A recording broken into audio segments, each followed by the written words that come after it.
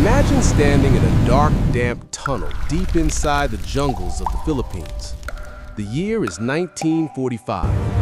The air smells of wet earth and fear. Inside this tunnel, there are 175 tunnels just like it, filled with the greatest stolen wealth in human history.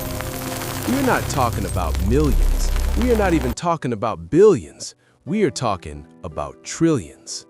Mountains of solid gold bars, statues made of pure platinum, barrels filled with diamonds and gems looted from all across Asia.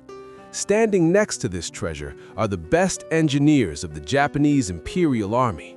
They have just finished sealing the final vault. They turn to their commander, General Yamashita, expecting a reward for their hard work. Instead, the general gives a silent signal. The entrance to the tunnel is blasted shut with dynamite. The engineers are trapped inside, buried alive with the gold they helped hide. Why? Because dead men tell no tales. Welcome to GriotVibe. Today, we are hunting for the Golden Lily, the lost treasure of General Yamashita. A treasure so massive it could buy entire countries. A treasure that the CIA, dictators, and treasure hunters have killed for. Is it a myth, or is the world economy sitting on top of a blood-soaked lie? Let's dig in. To understand the scale of this treasure, we have to go back to the start of World War II. Japan was conquering Asia at a terrifying speed. But this wasn't just a war for land, it was a war for loot.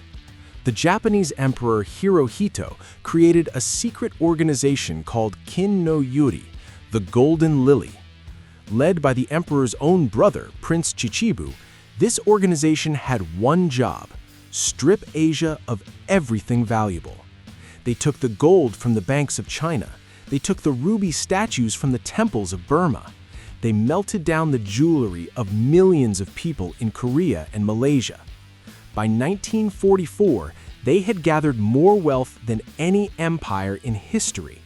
They planned to ship it all back to Japan to fund the war. But there was a problem.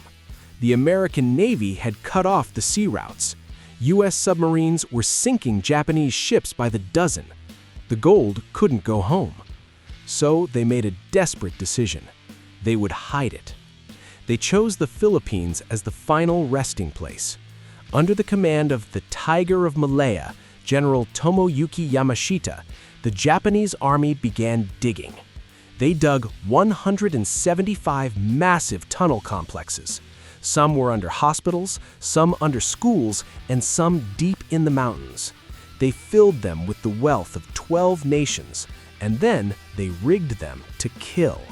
General Yamashita was a brilliant strategist, but he was also ruthless.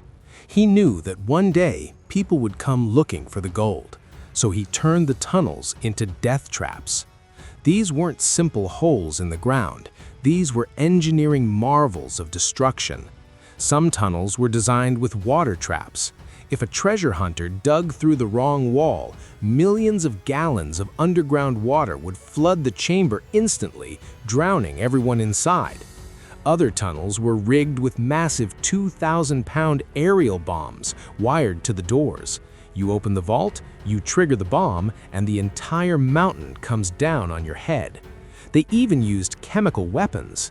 Glass jars filled with cyanide gas were placed on top of gold crates. If you moved the crate, the jar would break, and the gas would liquefy your lungs in seconds. The Japanese forced thousands of prisoners of war and local Filipinos to dig these tunnels. When the work was done, the prisoners were executed and thrown into the pits with the gold. Their skeletons are still down there guarding the treasure. The secret was sealed in blood, or so Yamashita thought. Fast forward to 1971. The war is over. Yamashita has been executed for war crimes, taking the secret locations to his grave. But in the small town of Baguio, a humble Filipino locksmith named Rogelio Roxas gets a map. Roxas was a simple man, an amateur treasure hunter. The map came from a former Japanese soldier who had survived the war. Following the coordinates, Roxas and a small team started digging near the Baguio General Hospital. They dug for 7 months, day and night. Then his shovel hit something hard. It was concrete. Breaking through the wall, they found a tunnel full of skeletons in Japanese uniforms. But beyond the skeletons was the prize. Roxas found boxes of gold bars, but the centerpiece was something out of a fairy tale, a solid gold statue of the Buddha. It was 3 feet tall and weighed over 1 ton. Roxas managed to drag the golden Buddha and 24 gold bars back to his home. That night, he made a shocking discovery. The head of the Buddha was detachable. Inside the statue, he found handfuls of uncut diamonds. Roxas thought he was the luckiest man alive. He was wrong. He had just signed his own death warrant. The Philippines was ruled by a dictator, President Ferdinand Marcos. Marcos had spies everywhere. When rumors of the Golden Buddha spread, the president wanted it. On April 5, 1971, armed soldiers broke into Roxas's house. They beat him, pointed guns at his family, and stole the Golden Buddha along with the gold bars. But stealing the gold wasn't enough. They needed the map. They needed to know where the rest of the treasure was. Roxas was arrested and thrown into a secret prison. For years, he was tortured. They burned him with cigarettes, electrocuted him, and beat him until he couldn't stand. They wanted him to sign a document saying he never found the gold. But Roxas was stubborn. He refused to break. While Roxas was rotting in a cell, Ferdinand Marcos became one of the richest men in the world. His wife, Imelda Marcos, became famous for owning 3,000 pairs of shoes and wearing jewelry worth millions. Where did this money come from? The official story was that Marcos was a smart investor. The truth, he had found Yamashita's gold. This is where the story gets darker. This is where it stops being just a treasure hunt and becomes a global conspiracy. According to investigative journalists and declassified documents, Ferdinand Marcos wasn't working alone. Conspiracy theorists and some historians believe that after World War II, the United States government discovered the Golden Lily locations. They didn't return the gold to the countries it was stolen from. Instead, they made a secret deal. The theory is known as the Black Eagle Trust. It suggests that the CIA and General Douglas MacArthur worked to recover the gold secretly to fight the Cold War against the Soviet Union. They needed black gold, money that didn't exist on any official record, to fund spies, overthrow governments, and manipulate elections around the world. Did the US government help Marcos recover the gold in exchange for military bases in the Philippines?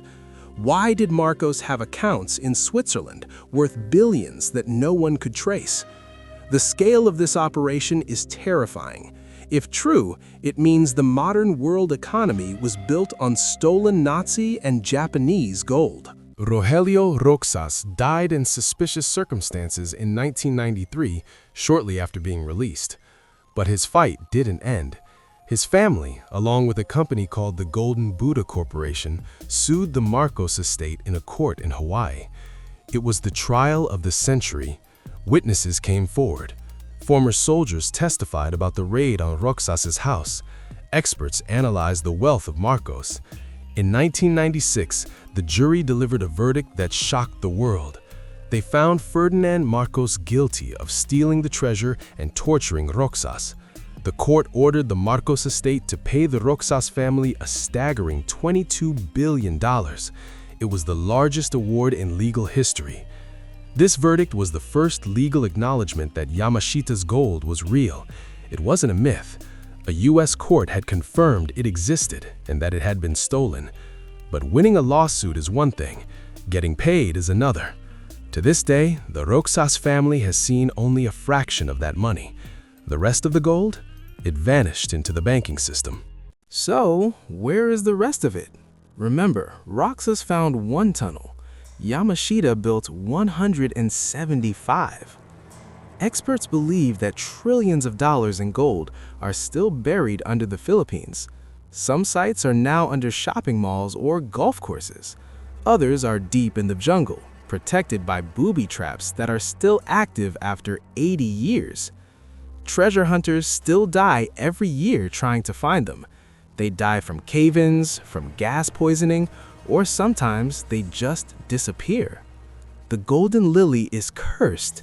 It was gathered with blood, hidden with blood, and recovered with blood. What would you do if you found the map? Would you dig? Or would you leave the ghosts of the past alone? This is GriotVibe. We dig deeper than anyone else. If you want to know the truth about the world's lost secrets, smash that subscribe button. The next mystery is waiting. I am Alex. Stay curious, stay safe.